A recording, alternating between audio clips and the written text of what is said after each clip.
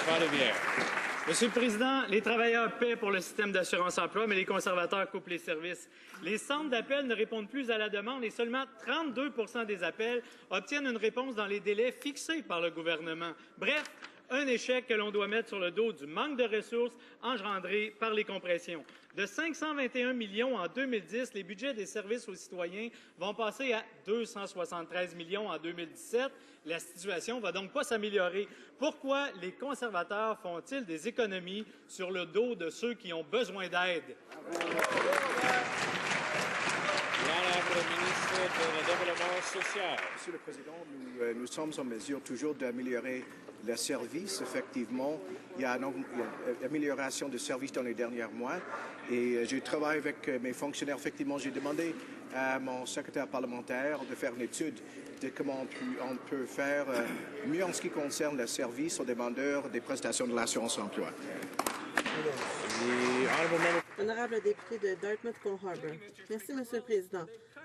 Ils ont fait des compressions de 190 millions de dollars. Ils ont congédié plus de 2000 employés. Maintenant, devinez quoi? Les gens font face à de graves retards dans le domaine des services.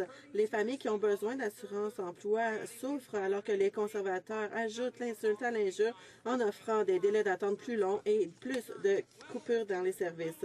Quand le gouvernement va-t-il commencer aux Canadiens au chômage le soutien des services qu'ils méritent et pour lesquels ils ont payé? L'honorable ministre du Travail social. Les demandeurs d'assurance-emploi reçoivent des chèques dans les 28 jours. Je sais que le NPD n'aime pas les preuves empiriques, mais nous utilisons des politiques axées sur les preuves. Et les chèques sont envoyés en 28 jours. On parle de 2000 personnes. La majorité de ces gens, en fait, ont été embauchés pour faire face à l'augmentation du nombre de demandes d'assurance-emploi pendant le ralentissement économique.